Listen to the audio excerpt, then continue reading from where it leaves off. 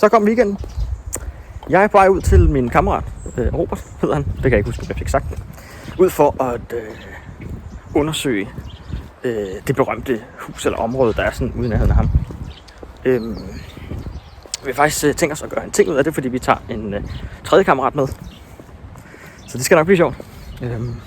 Det her, hvor projektet går hen og bliver sådan klassisk vlogging, fordi jeg har tænkt mig at filme hele weekenden. Så det skal nok blive godt.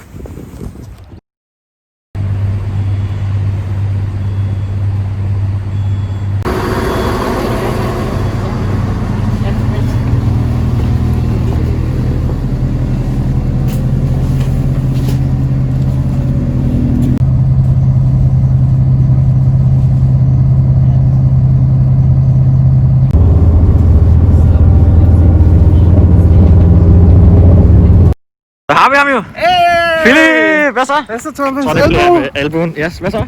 Hvad så? Ikke så meget? Hvad sker der? Jamen, jeg har startet kameraet med det samme. Ah, okay. Så jeg tænker, vi bare filmer alt, hvad der foregår. Jamen, lad os gøre det så. Så lad os tage hen til det tænker jeg.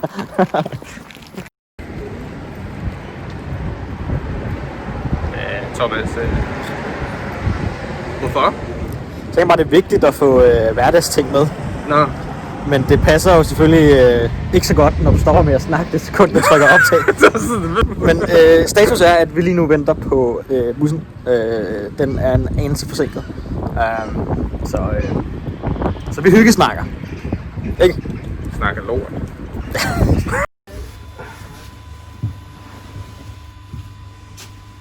Hvad nu, Thomas?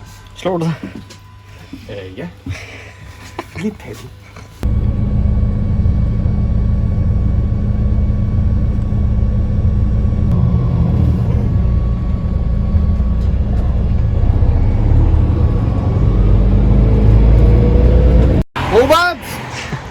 Robert! Jeg tror ikke, han kan høre dig.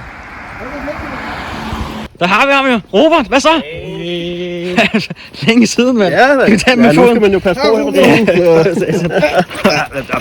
Nå, okay. Lad os da bare komme med. Og så går jeg. Apropos, han lærer. Godt at han er sød, men han lapper dig ikke. Så ikke rør katten. Nej, han er kærlig. Ikke rør katten. Det er godt, at han er sød, men Det kan vi godt.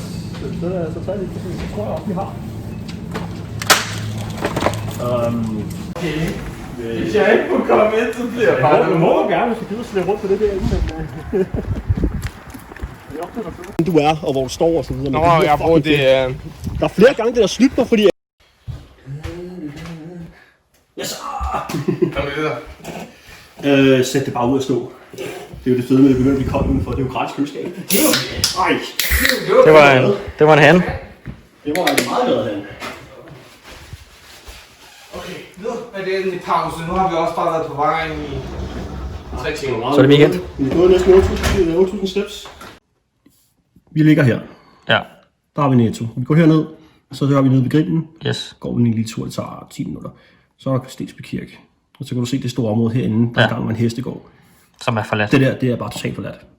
Fedt. Så du kan se, der er et lille hus, og så er der blanding af en gård, og så er der så en, jeg ved ikke, hvad man kalder det, om det er et stort drivhus eller noget, men så jeg tænker, vi prøver at gå ind og kigge. Ja, for helvede, mand. Det synes Så vi skal selvfølgelig bare sørge for, at der er en kirke i nærheden, så vi skal ud, som ikke Ja. bliver ikke? Og sørge for at have lygter og lysmære og sådan noget. Så det er jo også meget mere, hvis der kommer biler. Ja, selvfølgelig. Så det er min tanke. Stor. En stor hvad? Nå, men...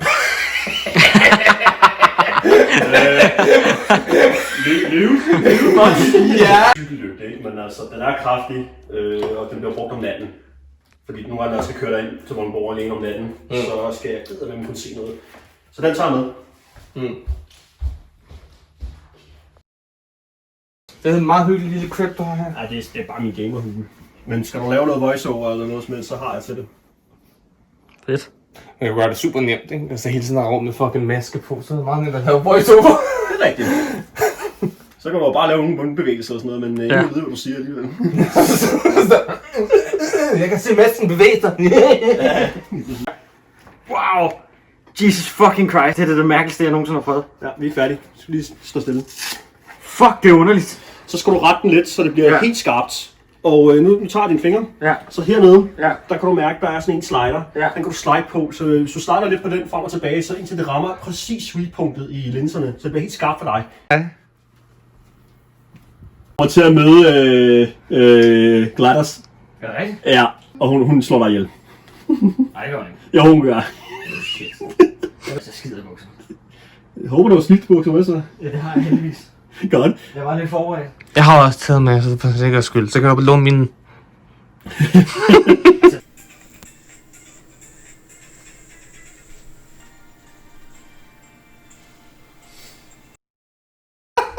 Så har jeg lige været en time i VR-universet. Jeg ved ikke, om I kan se det på mit ansigt, men... Gasket face. Gasket face kalder man det til synligheden. Philip, hvis jeg skulle spørge dig, om du tror på spøgelser, Ja. hvad vil du så svare mig? Nej. Nej.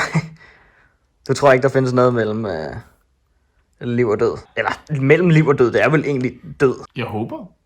Ja. For din egen skyld. For min egen skyld. Så du kan leve for evigt. Og hjemsøge os andre. Ja, tak. Robert, samme spørgsmål. Spøgelser, er det noget, vi tror på? Ja, det er det. Ja, er det det? Altså, nej. Nej. Nej. Nej. Jeg ved ikke, hvordan jeg skal forklare det. Nej. Der kan ske hændelser, Ja. men om det decideret er spøgelser, Ja. nej. Altså, det er et ret interessant spørgsmål, fordi jeg har jo ikke spurgt mig selv. Og jeg har heller ikke svaret, sådan set. Men det er jo egentlig også en af grundene til, at vi gør det her, tænker jeg. I hvert fald for mit vedkommende. Nu har jeg jo bare hævet jer ind i mit projekt, kan man sige. Men det er ligesom at finde ud af, om der er mere. Altså, om der findes spøgelser, om der er mere mellem himmel Men og er det jord. ikke bare det der koncept med, at det er ret normalt for en person, hvis du har noget uforklarligt, at du begynder at fantasere. Og hvis du begynder at blive bange, begynder du også at fantasere. Det vil sige, det der sker omkring dig, er faktisk noget, du selv fantaserer sig dig selv, fordi du er bange. Ja. Men når først bliver set alle andre også, når rundt og kigge efter det, jeg synes aldrig, man ser noget specielt. Ja, en ting vælter, men det kan sikkert være mange forklarelser på. Ja. Altså, jeg kan sagtens følge dig i det, du siger, og igen, det er jo også bare en af de spørgsmål, man bare godt vil have svar på. Og det er jo ikke fordi, at jeg forventer, at vi får svaret i dag med det, vi skal, men måske kommer vi tættere på svaret, eller også er det bare en forladt bygning, hvor der ikke sker en skid. Jeg er jo ikke engang sikkert, det er hjemsøgt, det ved vi jo heller. Nej, betegnelsen spøgelse skulle det ikke forestille sig at være en person, der er død, men ikke for en eller anden årsag ikke er kommet videre op, eller hvor man nu kommer hen. Og så vandrer rundt, fordi de er jo fortabte. Ja. Men det betyder ikke absolut, at de kun kan være mørke steder. De kan også være et sted, hvor der er lys. Ja, absolut. Så, absolut. men ja, jeg har aldrig set noget, og hver gang jeg har prøvet og sådan noget, der har aldrig været noget. Nej. Men igen, det finder vi ud af. Eller ikke. Nu hopper vi ud i det. 1, 2, 3, 4, how many ink is in my store? Oh no, he's stealing.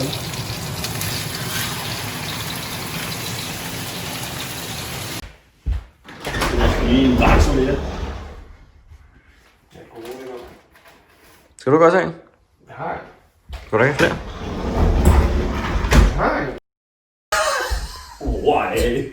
Jeg tror, vi er godt klar til at tage afsted. Drengene, det virker som om, at det virker som om, at det er et passende tidspunkt at begynde at bevæge sig ud i mørket på, så det tænker jeg bare, vi gør. Så skål på det. Jesus Christ. Ja, jeg tror, vi kommer til at se noget. Det er okay. Der er i hvert fald power i. Ja, men det kan så ikke lyse så længe. Det er okay. Det er fuldmåne. Jeg skulle faktisk lige til at sige det samme. Det er halvmåne. Månen er i hvert fald tydelig, så meget kan vi være enige om. Jeg tjekkede. Er den her? Den er kun halvmånen. Ja, nu forsvandt den. Er den blevet skåret? Bag skyerne. Ja, jeg tog en bid af den. Jeg kan godt, jeg tror, jeg kan snakke for os alle sammen, når jeg siger, at stemningen er god. Ikke fedt at have briller på noget. Nej, jeg kan ikke se en. Jeg bliver ked af. Men prøv, der er så mørkt, at hvis ikke flashen er på, hvis ikke blitzen er på, så bliver vi Så jeg kan blændet. en mere directional lygte. Er nogen, der gider holde med øl? Humøret er højt. Vi glæder os til at komme ned og se området. Så vi håber, at det var ved. Nå, Vi er helt alene i vildmarken. Skal vi se, hvor meget den kan? Ja. Der blev lige pludselig lyst rimelig meget op. Jeg tror, Robert, vi er rimelig meget sikre I dine hænder. Hvad siger du? Lige herovre, der var træet, der skulle være en bænk. Ja. Så går vi den vej over, så kommer kirken, og der skulle vi. Spændende. Vi glæder os. Hvad fanden er det?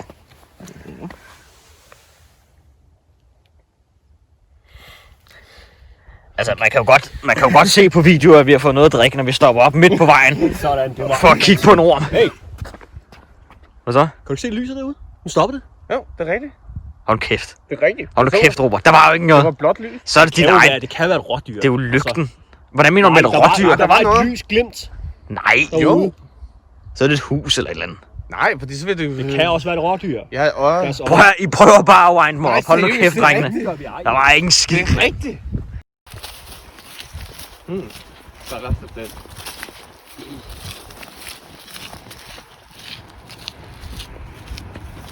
Er det kartofler, der ligger der? Så står der bare en bænk med det hele. Jamen, er det kartofler, der ligger der?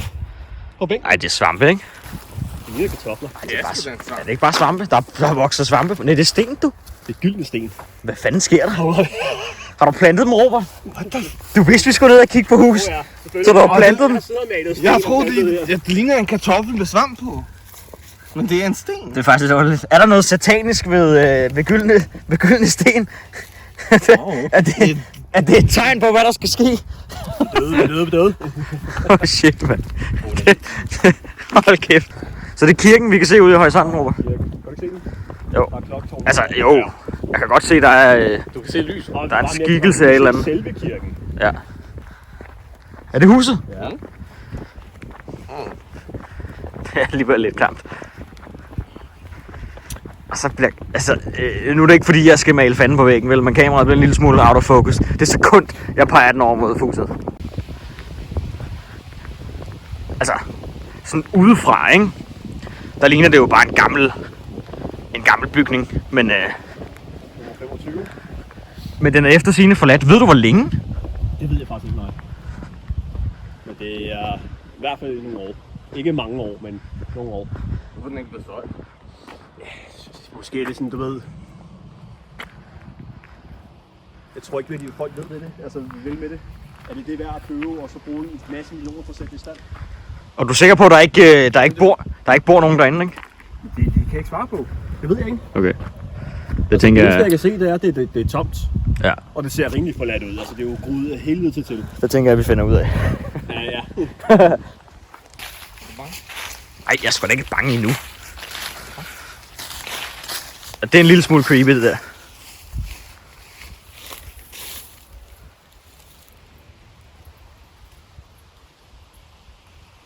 Sådan. Ja? Ingen bevæger sig. Hvad for noget? Ingen bevæger sig. Det gør den da ikke. Jo. Det må da være vinden eller sådan noget. Nej, det var mig. Stodder, mand. Men det må have været en børnefamilie i og med, at der er en gynge sådan uden foran. Det kan godt være. Hvad for noget? Der er noget deroppe. En lampe. Ja, noget derude. På komfuret? Fuck komfuret, der Herinde? lige herinde. Kan du ikke se det? Nej. Der er gryder og pander lige Åh, for satan. Så har man stået for lav. Ja. Du er nødt til at gå tættere på og kigge ind, jo. I skræmmer mig bare. Fuck jer, hoveder. Jeg går den anden vej. Jeg går med jer nu. Er det vores lys? Ja, det er bare vores lys. Ja, der er refleksioner. De reflekterer. Altså, jeg havde i tankerne, at vi skulle ind i en af husene, men jeg ved ikke... Er det noget, I er game på? Hvis døren er låst, så er det klart. Så vender vi bare om, og så går vi hjem, og så er vi ligesom døde her. Men hvis døren er åben, Prøv at komme herover. så er vi jo nødt til at gå ind. Prøv at komme herover, så se, hvad der er derinde. Jeg ved godt, at der ligger en masse skram derinde. Hallo. Det ligger mere end bare nogen. Jeg synes, vi skal prøve at tage fat i dørhåndtaget, og hvis ikke vi kan få åbnet døren, så går vi bare igen. Jamen, gør det. Philip. Der står. Philip, jeg har et kamera i hånden. Er du vatnæse? Prøv at høre, altså... Bare gør det. Der er fucking æder kommer over det Det hele. er jo lige meget. Du er lige meget. Jeg er ude på land. Døren er åben. Det betyder, at vi... der er jo edderkopspinde hele vejen ned ad døren. Hallo? Hallo? Hallo? Jesus Christ, man. Hallo? Det ligger en tom brand. En tom hvad? Brand? Det er klassiklasbrug. Prøv lige, altså, det her, det bliver jo ikke mere gyseragtigt. Der ligger en dukke her. Og tom alkohol. Er du med, Robert? Ja, jeg tror jeg. Se.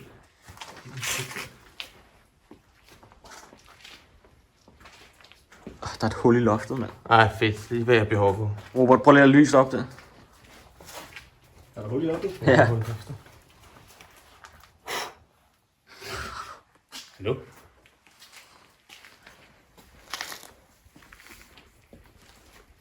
Hvordan ville man, hvis man var spøgelsesjæger, hvordan ville man... Hvad vil man gøre nu? Det ved jeg Så ikke. du spørger du den helt forkert om. Specielt vil du jo nok begynde at udforske. Hvad er det her?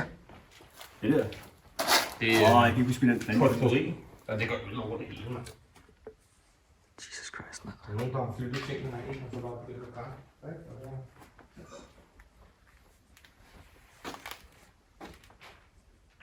Hvad har det her været før? Det var fiskekrat. Kun opbevaring. Det ser sådan noget. Det her det har været gården. Prøv at se, der er en frø. En hvad?